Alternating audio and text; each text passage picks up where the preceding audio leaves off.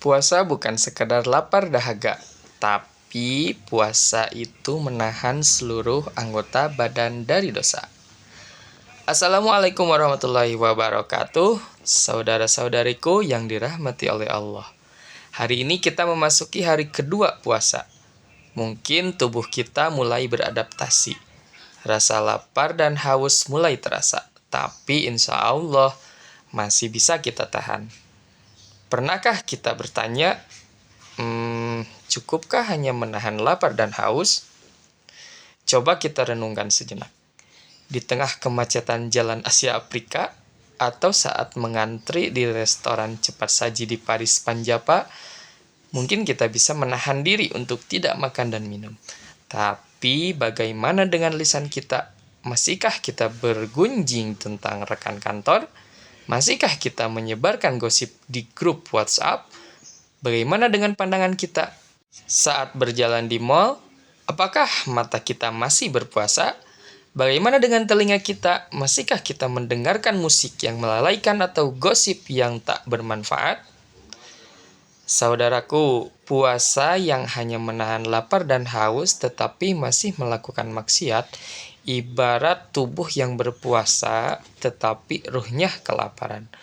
Rasulullah Shallallahu Alaihi Wasallam mengingatkan kita dengan keras dalam sabdanya.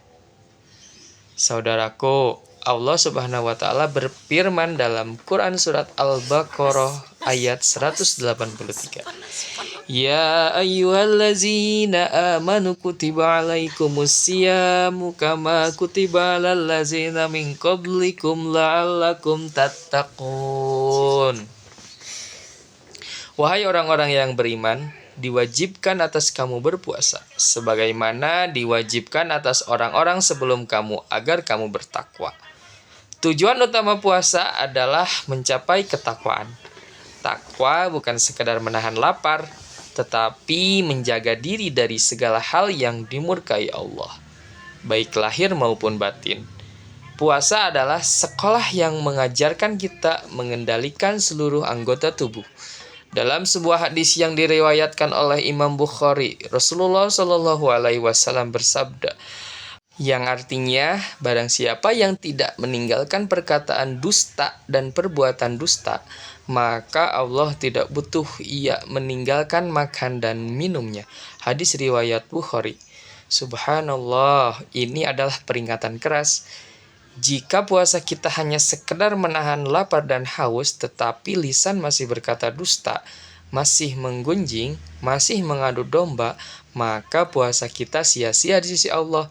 Kita hanya mendapatkan lapar dan dahaga, seperti yang disebut dalam hadis lain, yang artinya betapa banyak orang yang berpuasa, tetapi ia tidak mendapatkan apa-apa dari puasanya, kecuali lapar dan dahaga. Hadis riwayat Ibnu Majah. Lalu, apa saja yang harus kita puasakan selain perut? Para ulama menjelaskan bahwa puasa yang sempurna adalah puasa seluruh anggota badan. Mari kita simak.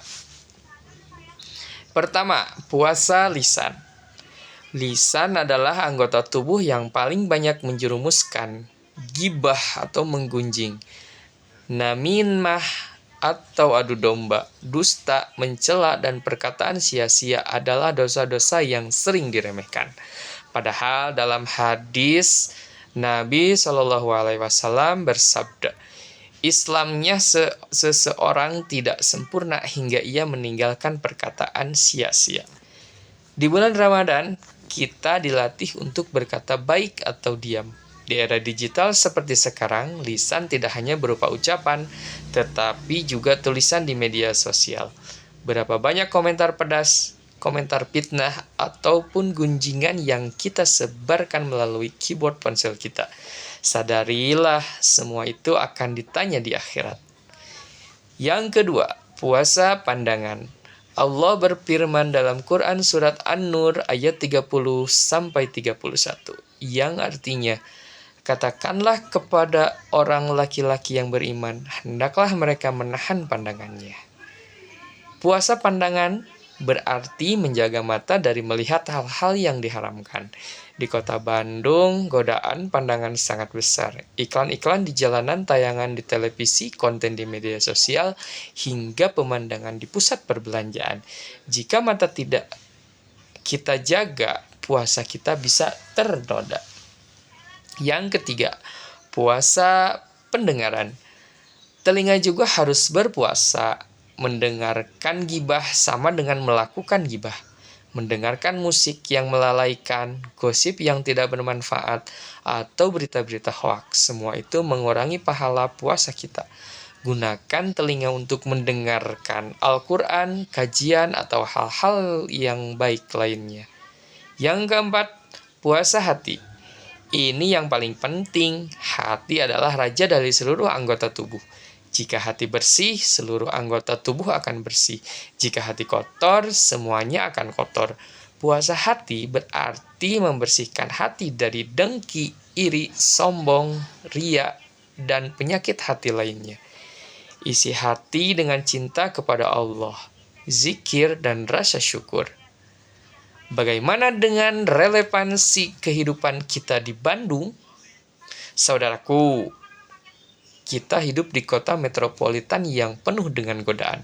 Setiap hari kita dihadapkan pada situasi yang menguji kesabaran dan keimanan. Yang pertama, di tempat kerja.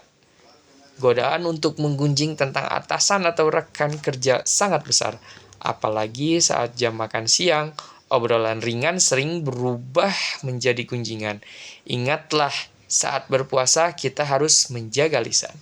Di jalan, kemacetan sering memicu emosi. Kita mudah marah, mencela pengendara lain, bahkan mengumpat.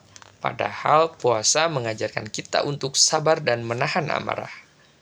Di media sosial, godaan untuk melihat konten-konten yang tidak senonoh atau terlibat dalam perdebatan yang tidak bermanfaat sangat kuat. Puasa, pandangan, dan lisan harus kita terapkan di dunia maya juga.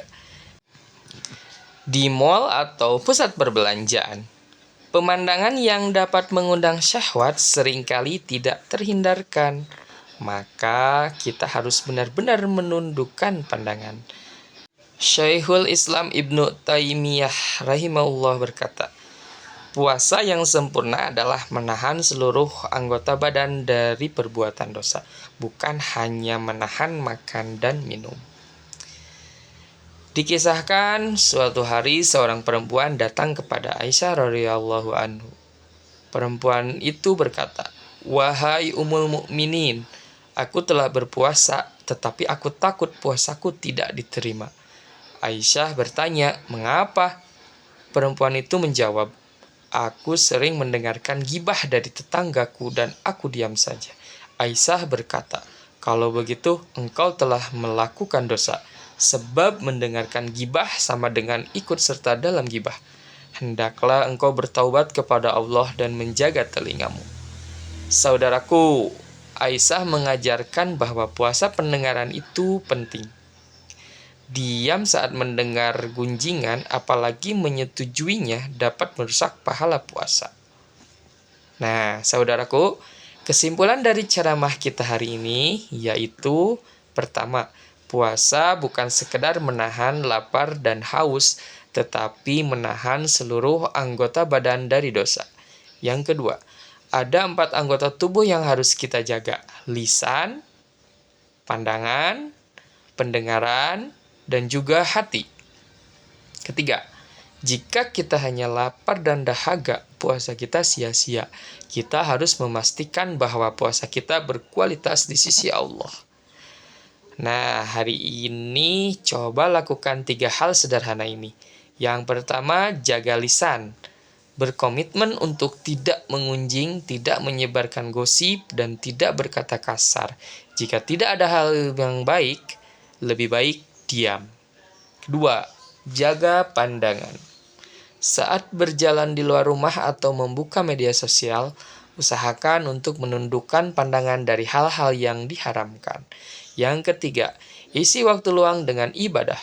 Gantilah kebiasaan scroll media sosial dengan membaca Al-Quran atau mendengarkan kajian. Semoga Allah menerima puasa kita dan menjadikan kita hamba-hamba yang bertakwa. Amin. Rabbana taqabbal minna innaka antas samiul alim. Wassalamualaikum warahmatullahi wabarakatuh.